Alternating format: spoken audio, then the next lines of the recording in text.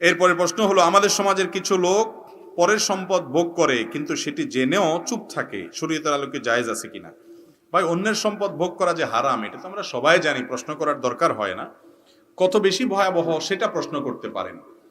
নবী করিম সাল্লাল্লাহু আলাইহি সাল্লাম বলেছেন সাহাবীদেরকে, আতাদরুনা মানিল মুফলিস, তোমরা কি জানো মুফলিস মিয়াকে? মুখলেস না, মুফলিস।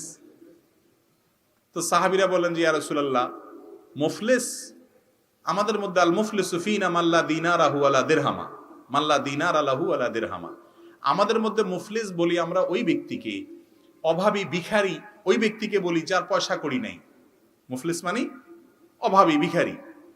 তখন নবী সাল্লাল্লাহু আলাইহি সাল্লাম বলেছেন, না, আমি এই মুফলিসের কথা বলিনি। তোমাদের মধ্যে আসল ভিখারি, আসল অভাবী হলো সে, যেই লোক অনেক কোরআন তেলাওয়াত, অনেক তাসবিহ তাহলিল, অনেক জিকির আজকার, অনেক ওয়াজ শোনা, ওয়াজ করা, অনেক নামাজ রোজা, অনেক ইবাদত বন্দেগী সে দুনিয়াতে করছে, করে এগুলা নিয়ে আল্লাহর সঙ্গে সাক্ষাৎ করতে গেছে, মুছে তেল দিতে দিতে, যে জান্নাতে তো যাচ্ছি, এবার এত আমল নিয়ে আসছি। এরপরে সে ওই আমলের পাহাড় নিয়ে হাজির হওয়ার পর দুনিয়াতে কারোর আইল ঠেলছিল, কারোর জমি মারছিল, মাপে কাউকে ওজন কম দিয়ে দিছিল, দোকানদার ছিল, সরকারি অফিসে চাকরি করছে, ঘুষ খাইয়া ফাইল আটকায় দিছিল, ঘুষের কারণে ফাইল আটকায় দিছিল। এরকম ভাবে কারোর এলাকাতে, কারোর জমিতে গরুটা বাঁধি তার ফসলটা খাওয়াই ফেলছে। যেখান থেকে যেমনে পারছে, যারে যেমনে পারছে ল্যাং মারি মারি মানুষের সম্পদ অন্যায় ভাবে আত্মসাৎ করেছে, এবং আরো বিভিন্ন ভাবে মানুষকে অপমান করেছে, মানুষের হক নষ্ট করছে। এই লোকগুলো সব সেদিন উঠবে কিয়ামতের দিন, আইসা বলবে, আল্লাহ, এই লোক তো মাশাআল্লাহ অনেক আমল টামল নিয়ে হাজী সাহেব, গাজী সাহেব, হুজুর সাহেব সাজিয়ে আসছে, ভালো কথা, আমার একটা পাওনা আছে তার কাছে, আল্লাহ দুনিয়াতে পাই নাই, আজকে তো সব বিচার হবে। তখন আল্লাহর কাছে সেদিন যখন বিচার দায়ের করা হবে, আল্লাহ বলবেন, মামলা তো সত্য, তাহলে এবার আজকে সেই জিনিস তো আর ফেরত দিতে পারবা না, তোমার আমল থেকে এই পরিমাণ তাকে দেয়া হবে, দিয়ে দিবেন তাকে, চলে যাবে সে, আরেকজন আসবে, নেক্সট তাকে দেয়া হবে, এভাবে দিতে দিতে তার সমস্ত কষ্টের করা আমলগুলো সব শেষ। এরপরেও তার পাওনাদার রয়ে গেছে, এবার আল্লাহ তাআলা বলবেন, পাওনাদারদের পাপের বোঝা তাহলে তুমি নাও বিনিময়ে, সেগুলো এবার নিতে নিতে তখন জাহান্নামের দিকে উষ্ঠা মেরে ফেলে দেওয়া হবে তাকে। আমলের পাহাড় নিয়ে যারা আহলাদে আছেন, লম্বা দাড়ি আছে, টুপিও আছে, মসজিদেও যান, তসবিহ তাহলিল করেন, নামাজ কালাম পড়েন, তো মানুষের হক মারেন। কথা বুঝছেন না বুঝেন নাই? এই লোক জান্নাতি না জাহান্নামী? কথা বলেন, জান্নাতি না জাহান্নামী? নবীজির হাদিস থেকে বোঝা গেলে এই আমলের পাহাড় কুলাবে না যদি বান্দার হক নষ্ট করেন। মুস্তাদে আমাদের একটা হাদিস আমি প্রায় শুনাই, নবী সাল্লাল্লাহু আলাইহি সাল্লাম বলেছেন, কিয়ামতের দিন 3 ধরনের মামলা আল্লাহর কাছে উঠবে বান্দার। কয় ধরনের মামলা ভাই? 3 ধরনের মামলা। এক ধরনের মামলা হলো আল্লাহবাদী মামলা, আরেক ধরনের মামলা হলো বান্দাবাদী মামলা, আরেক ধরনের মামলা হলো সবই আল্লাহবাদী মামলা মূলত, একটা হলো বান্দার হক সংশ্লিষ্ট, একটা হলো আল্লাহর হক সংশ্লিষ্ট সাধারণ ইবাদত বন্দেগীতে, আরেকটা হলো শিরিক সংশ্লিষ্ট। বড় শিরিক করে গেছে, আল্লাহর সঙ্গে পার্টনার সাব্যস্ত করে গেছে, আল্লাহর একত্ববাদ বিশ্বাস করে নাই, আল্লাহরে সিজদা করছে, কবরে মাজারে গিয়েও সিজদা করছে। এইরকম শিরকি কাজ যারা করছে, তাওহীদ বিরোধী কাজ যারা করছে, বড় শিরিক করেছে, এই মামলার কোনো শুনানি হবে না, বিনা শুনানিতে, বিনা বাক্যে সোজা জাহান্নাম অনন্তকালের জন্য। আল্লাহ তাআলা আমাদেরকে হেফাজত করুন, বলেন আমিন।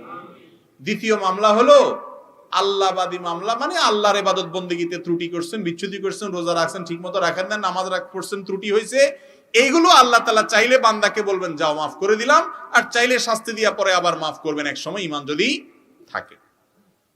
আর 3 নম্বর মামলা হলো বান্দাবাদী মামলা, মানুষের হক নষ্ট করেছে। এই মানুষের মামলা সম্পর্কে আল্লাহ বলবেন, এটা আমার এখানে শুনানি হবে না, শুনানি হবে ওই ব্যক্তির কাছে যার হক মেরেছো।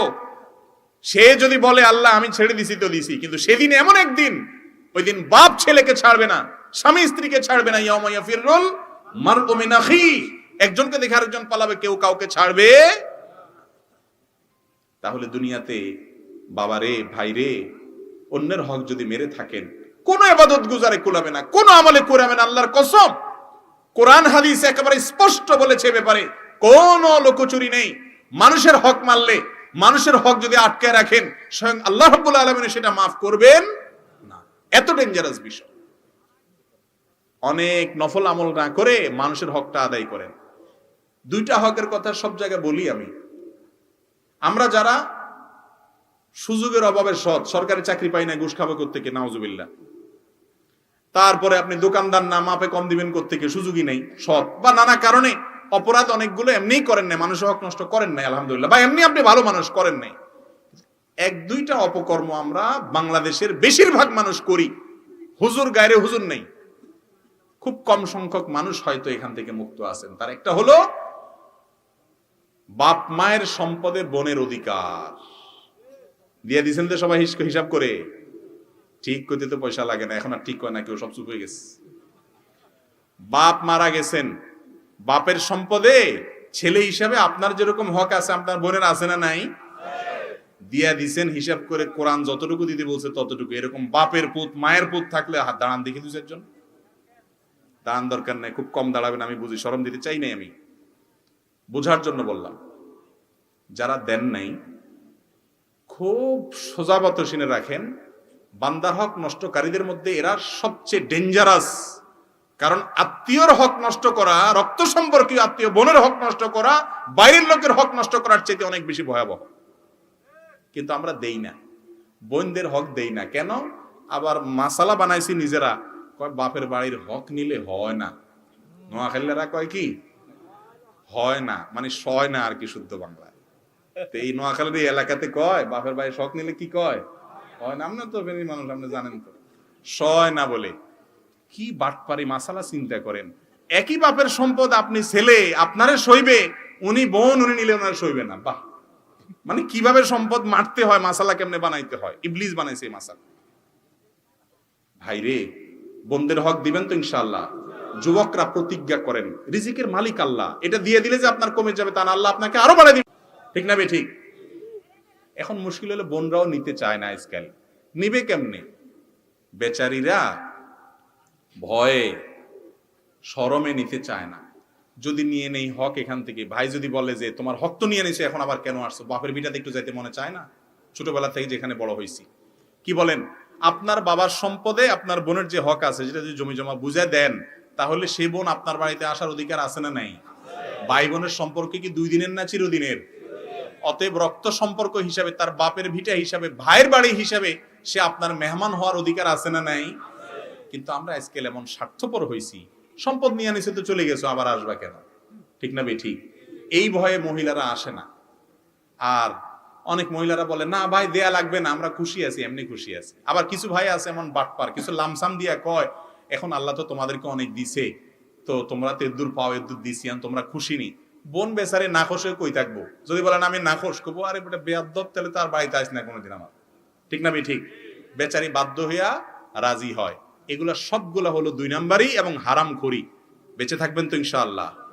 মুরব্বীরা একটু ভালো করে শুনেন, পোলা একটারে সব লেখা দিছেন, আরেকটারে দেন নাই, বলে গেছেন আগে থেকেই মেয়েরা আছে অনেক, রাত দেয়া লাগবে না। হের যত থাকুক, আল্লাহ তাআলা কোরআনে তার হক ঠিক করে দিয়েছেন এবং বলে দিয়েছেন ফরিদাতাম মিনাল্লাহ, এটা আল্লাহর নির্ধারণ।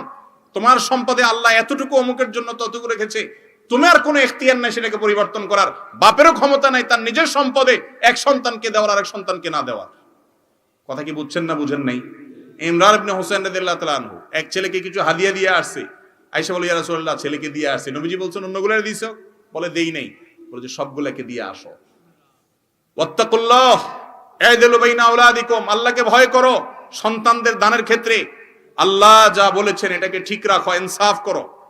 কিন্তু এই একটা জায়গায় আমরা একই হাম্মাম মে সারে নঙ্গে, সব উলট পালট। ঠিক না বে ঠিক? তওবা করতে পারি কিনা আজকের মজলিস ইনশাআল্লাহ? এই দেশে জমি জমার যে হিসাব নিকাশ আছে, আমাকে একজন এক্সপার্ট এ সম্পর্কে উনি বলেছেন যে ভাই আপনি কি জানেন বাংলাদেশে